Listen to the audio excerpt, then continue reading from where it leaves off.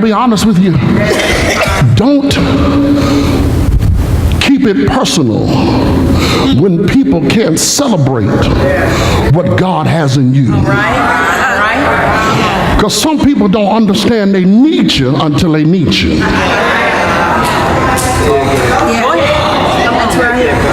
Watch this. They may not need you now, but if you give God time, they're going to need you later. Now, here's, you don't get arrogant about that, because it's not you, but it's the treasure on the inside of you. Watch this. I got to go now. My time is up. The word says that they say, we need you to come. He said, now wait a minute. Didn't you just hate me a moment ago? Didn't you just put me out of here? They said, yeah, true that. But we need you to come and help your family. Now we family. Because you need me. You needed me. You need me now. And now we cool, we close. But Jephthah didn't throw it. And watch this. When you know who you are, you ain't got to throw it in nobody's face. Watch this, because Proverbs chapter 18 says that a man's gift, God help me, makes room for him and brings them before great. I don't know who I'm talking to right now, but you're about to walk into a season of open doors. You thought you couldn't get a breakthrough. You thought you couldn't get your foot in the door. God said, you're not going to get your foot in the door. I'm going to kick the door open for you. And what the doors that I open, no man can shut. If that's your word, somebody shout open doors. Watch this. Come on, be our leader. And the word says he not only became their commander, but Bible students, he became their judge. He was the one to deliver them. Now watch this. Here's where you need to shout, because this follows the family tree. Because you miss his lineage. Because you got to remember, this happened in his family before. It happened to his great-grandfather. You got to go to Genesis chapter 37 through Genesis chapter 50. Because when his great-great-grandfather went through it, his brothers sold him out. His brothers put him out the house. He felt like he was all by himself. But his gifts started kicking in. And can I tell you something right now?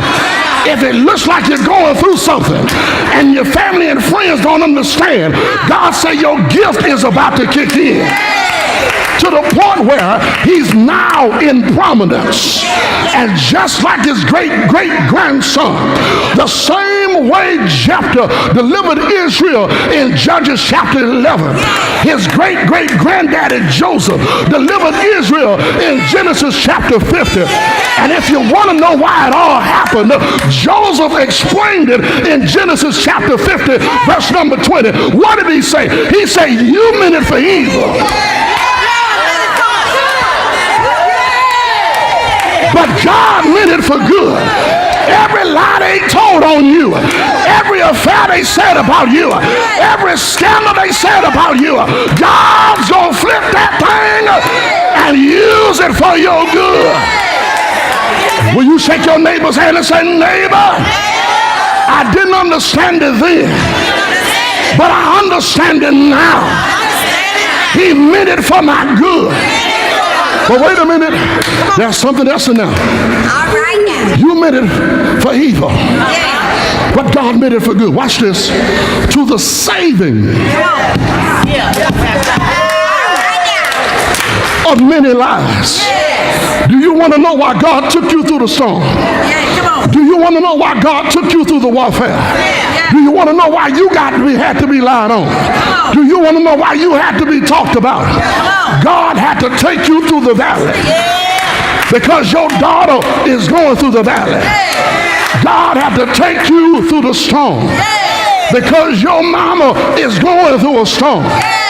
And the Bible says that many are the afflictions of the righteous, but the Lord delivers them from them all. But here's what you miss. If God brings you out, then everything that's connected to you has got to come out. Have I got a witness here? If you're not too mean to do it, take a neighbor by the hand and say, neighbor, if I'm coming out, then you coming out. Pull on them and say, neighbor, if God is blessing me, then he's blessing you too. Don't let me go. Don't let go of my hand. Say, neighbor, if you want to be healed, if you don't want to be healed, let my hand go. If you don't want to be blessed, let my hand go. If you don't want a breakthrough, let my hand go. But if you want to come out, hold my hand. If you want your deliverance, hold my hand. If you want to go higher, hold my hand. Because if I'm coming out, you're coming out. You're coming out. We're all coming out. Pull on your neighbor and say, neighbor, we're coming out. Say it. Say it.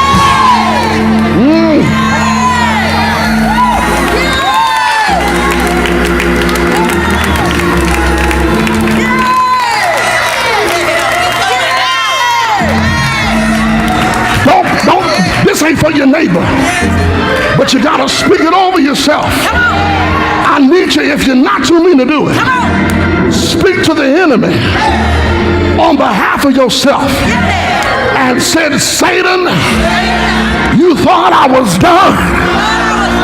Satan, you thought I was defeated. But if God be for me,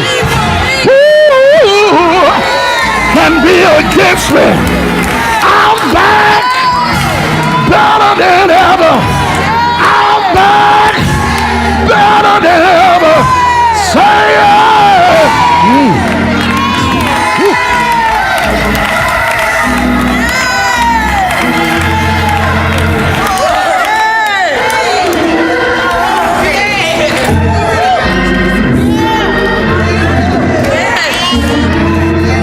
I don't need everybody, but can I get 5 rows in here to just hold their hand with your pew partner? Grab them real quick, but don't touch nobody that don't want to move. Look at them real funny and say, neighbor, there's no reason why I'm blessed and you can't be. There's no reason why I'm healed and you can't be. There's no reason why I'm prosperous and you can't be. Neighbor, I'm gonna pull you into your blessed place. I'm gonna pull you into your prosperous place. Say it! Say it! Yeah!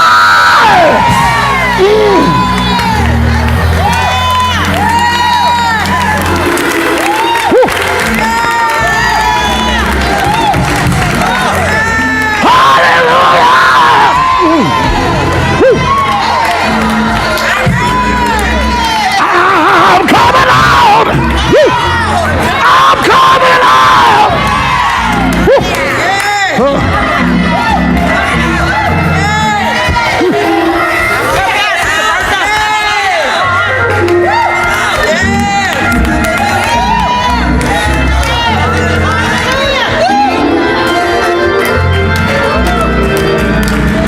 There's no reason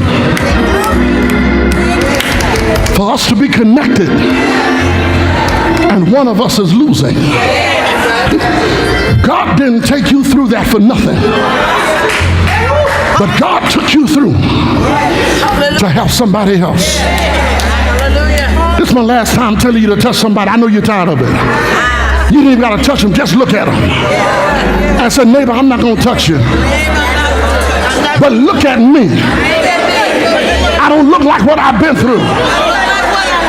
If you knew me 10 years ago, if you knew me 50 years ago, if it had not been for the Lord on my side, look at me.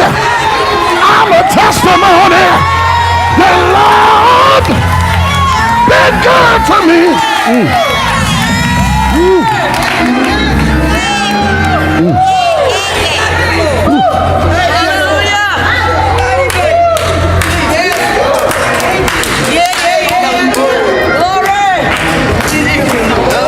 God took you through. Hallelujah. Thank you, Jesus.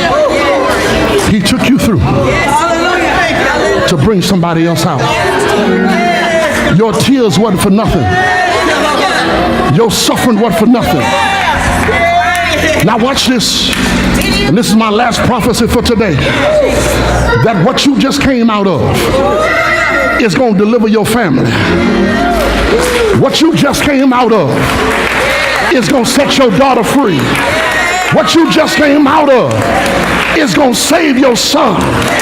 That's why God had to take you through first, so that when you come out, everything attached to you got to come out.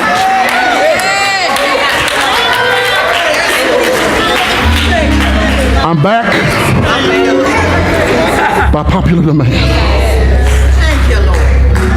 Some people don't want you, but some people need you. And God's going to use you in this hour. Hallelujah. Thank you, Jesus. To bless somebody else. It don't matter who don't want you. God's got somebody who does. Oh yeah. You matter to God. Because Paul says, and I'm done. Thank you, Jesus. We have this treasure in earthen vessels. That means I don't care how nasty you think you are, how jacked up you really are. God's got something in you that's not only going to help you, it's going to help somebody else. How's that so, Pastor? Because you imitate the Christ you serve. And that was a song John they used to sing that said, everything that Jesus did was for someone else. Y'all remember that song? Jesus was a somebody else's Jesus. He was a somebody else's Jesus. He was another man's Jesus. He was born in another man's stable. Lived in another man's house. Rode in Jerusalem on another man's donkey. Preached from another man's boat. Carried another man's sin. Died on another man's cross. Put in another man's tomb. But got up early for another man's salvation.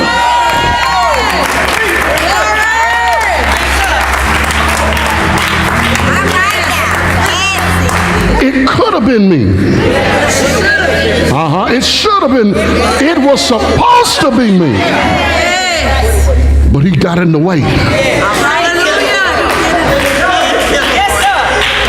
He took my place. He said, I got something I got to do with Jamarian. I got to put him in tow for a moment. Because there's somebody at Unity who's going to need what he has. Same thing with you. God's got you in your life right now so you can be a blessing to somebody else. Oh yeah. But you can't be a blessing to nobody else if you're not connected to God. You'll never know who you are until you know who he is. And my question is, do you know him? No. Hear my question carefully. Do you know him? I ain't talking about what your grandmother said.